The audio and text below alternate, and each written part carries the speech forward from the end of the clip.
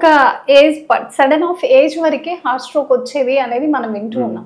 కానీ సార్ ఇప్పుడు వచ్చిన డేస్లలో అసలు ఏజ్ కి సంబంధం లేకుండా హార్ట్ స్ట్రోక్స్ రావడం కానీ, మీరు అన్నట్టు ఏదైతే ఫుడ్ జాగ్రత్తలు తీసుకోపోవడం వల్ల ఇలాంటివి జరుగుతున్నాయా? బిఫోర్ కరోనా ఆఫ్టర్ కరోనా ఏదైనా just corona is made a culprit scapegoat, but కరోనాతో ఈ సంబంధం, this is all because of the lifestyle. What according to me, and there are a lot of studies, even last month also they published studies which tell that corona was not related to any of the major or minor complications, cardiovascular gaani, strokes gaani, అట్లాంటి కరోనాతో సంబంధం ఉండదు. Are corona వ్యాక్సినేషన్తో కానీ సంబంధం లేదు. చాలా మంది ఏమంటే they felt that corona vaccination వల్ల స్ట్రోక్స్ వచ్చింది, కానీ కాదు. జనరల్ గా మా హెల్త్ చెకప్ కి వచ్చినప్పుడు మీరు కొన్ని సజెషన్ చేసినప్పుడు దాంట్లో మనం కొన్నే చేయించుకుంటాము, కొన్ని చేయించుకోము. అలాంటి వాళ్ళకి మీరు ఏం చెప్తారు సార్? అంటే డాక్టర్ రాసిన దాంట్లో కూడా చూస్ చేసుకుంటాం. యాజ్ ఏ జనరల్ ఫిజిషియన్ గా మీరు డిక్లేర్ చేశాక మీరు కార్డియోకి వెళ్ళండి, లేకపోతే ఆర్థోపెటిక్స్ కి వెళ్ళండి అని చేస్తూ ఉంటారు కదా. ఎలా సార్ వచ్చిన పేషెంట్ కి ఎలా అర్థమయ్యేటట్టు చెప్తారు? కొంతమందిని మనం చూస్తూ ఉంటాం, అది నెగ్లెక్ట్ చేసి వాళ్ళ ప్రాణం మీదకి తీసుకొచ్చిన వాళ్ళని కూడా చూస్తూ ఉంటాం. అలాంటి వాళ్ళకి మీరు ఎలా సజెషన్ చేస్తారు? యాజ్ ఏ డాక్టర్ ప్రిస్క్రిప్షన్ లో రాసాక చేయించుకోవడానికి వాళ్ళకి ఎలా చెప్తారు అసలు? అంటే we tell the patients they are different, చెప్పాను ఇందాక చెప్పాను, they are different packages for different group of population, like youngsters, old people, menopause, pre menopausal women, అట్లా డిఫరెంట్ ప్యాకేజ్. సో ఒకవేళ సంబడి ఆర్ సంబడి డయాబెటిక్ వచ్చారనుకోండి, so వాళ్ళకు diabetic packages కానీ ఉన్నాయి మా దగ్గర. ఆ డయాబెటిక్ ప్యాకేజ్ చేయమని చెప్తాం.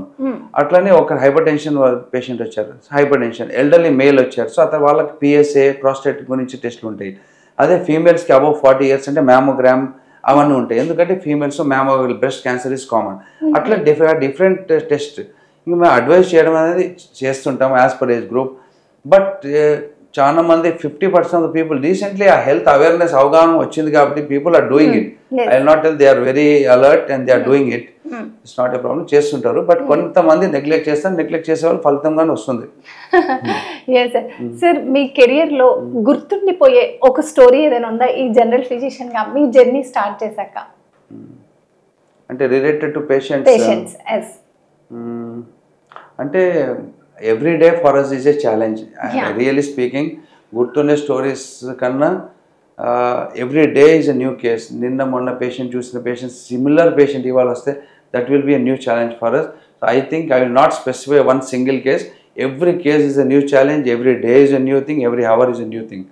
సో బట్ మోస్ట్లీ ఏమవుతుందంటే they are some patients, like కొంతమంది patients they have come with very severe disease.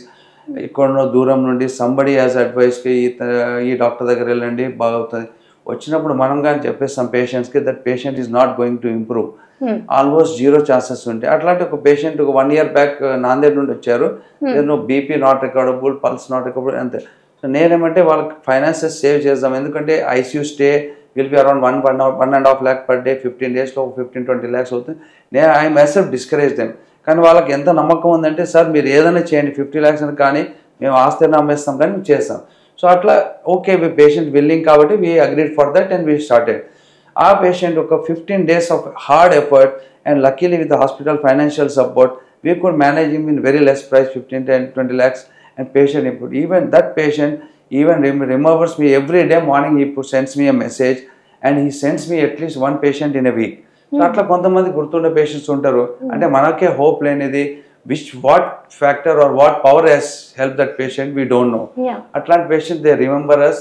And ఒక పేషెంట్ ఇది నాందేడ్ పేషెంట్